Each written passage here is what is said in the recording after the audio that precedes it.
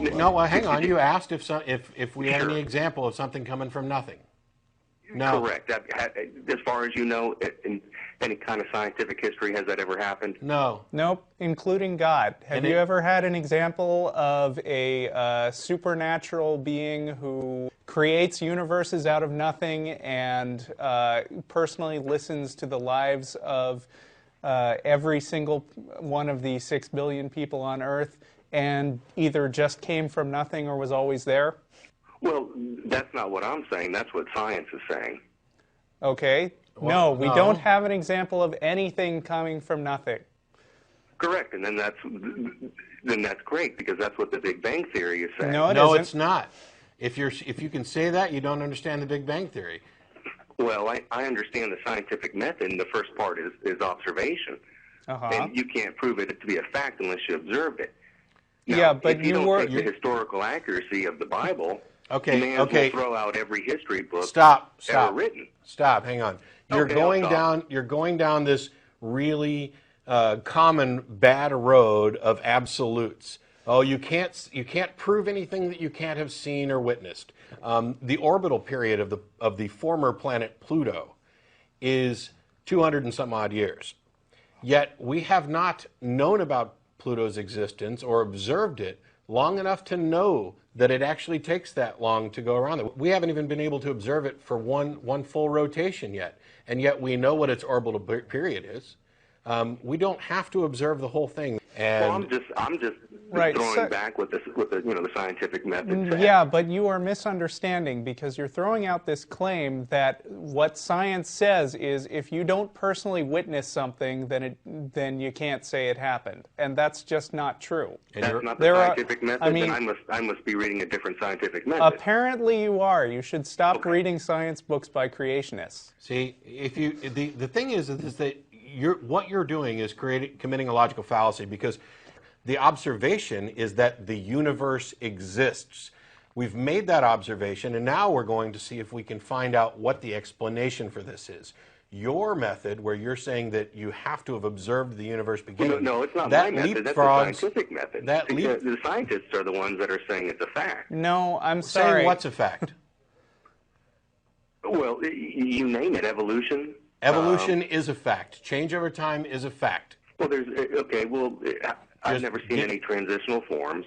Well, then you haven't looked for them. Go to toporigins.org. The only reason you haven't seen this stuff is because you haven't looked or because you're disregarding them. Because what happens is every time, let's say in the process from man and our common ancestor with apes, every time you've got the two, you find an early one, and they say, look at that big gap in between there. And then you find a transitional form, and it goes here, and the creationist says, nope, that's either a human or an ape. And then they also say, and now you've got 2 more gaps. So you fill in those gaps, and you've got 4 gaps. And then they go through, basically you could line up a progression from the common ancestor that we share with modern apes to today's human, a process of skulls of everyone that's ever lived. And a creationist would walk along there and go, ape, ape, ape, ape, ape, ape, man.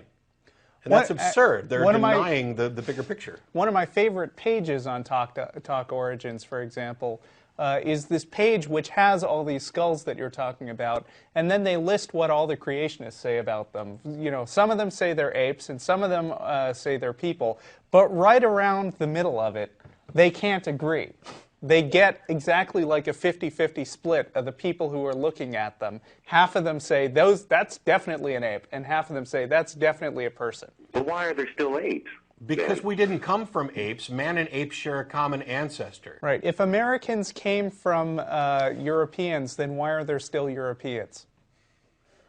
Okay. If bald people, you know, it's...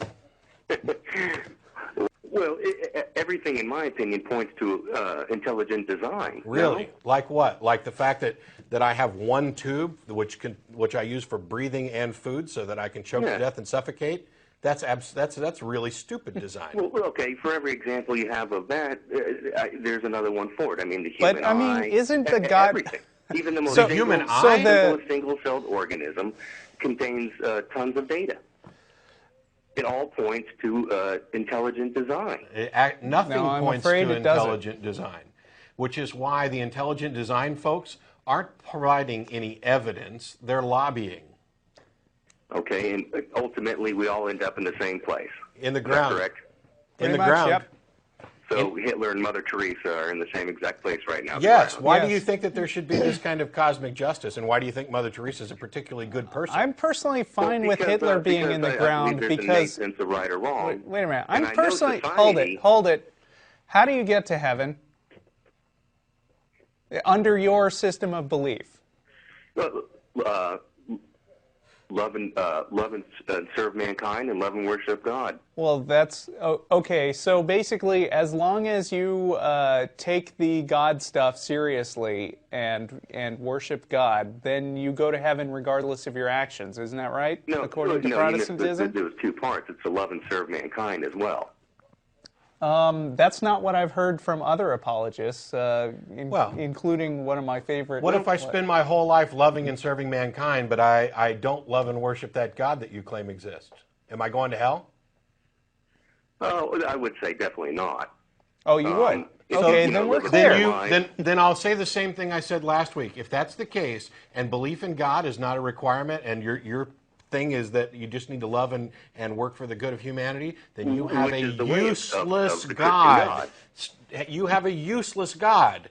If God isn't required, if I can live my life and not believe in Him and do whatever, as long as I'm doing good things and I go to heaven, then your God isn't required and He's useless. It's a concept. Well, no, if He's the ultimate judge, then there's no way to determine what's right or from wrong. And if you say society dictates what's right and what's wrong, Are we talking about the society same has God always who? missed it. Are we talking about the same God who once ordered armies of soldiers to go to neighboring towns and slaughter everybody except the young women, so they could take them as their unwilling wives? Yeah, we're talking about the same God that. So has that's Ten the guy who Commandments, gives such as you love your thy ultimate neighbor and sense thou of shalt right not and kill. wrong.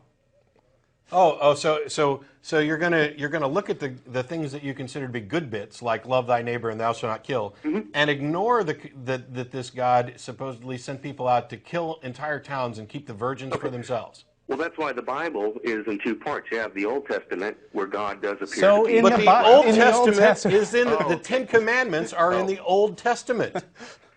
Right, and Jesus Christ is not. Right.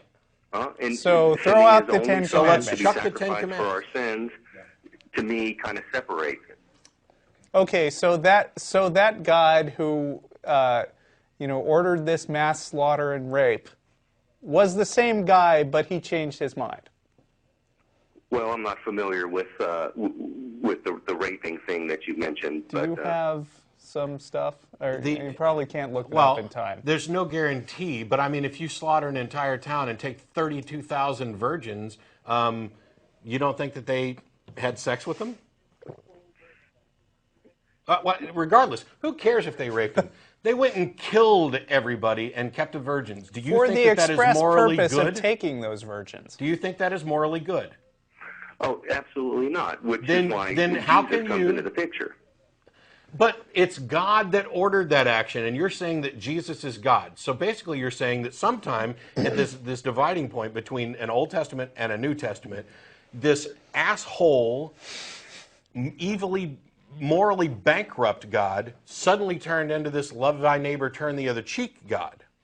You're kind of getting it. Yeah. I would agree. Okay. Yeah. I'd Well, suggest that was mighty nice. that if you accept that and you can disregard that your God was an immoral monster and just latch onto the new stuff, you're morally bankrupt as well.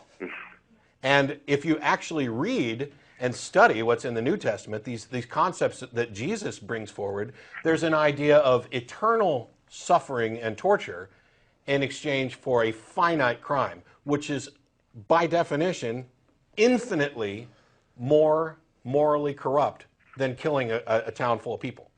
So your would you Jesus kill is one no better, individual and to you've save used the up lives way of too much many? of our time talking about 30 different freaking issues. Visit talkorigins.org, get some information. Visit infidels.org, learn a little bit more. Read your Bible.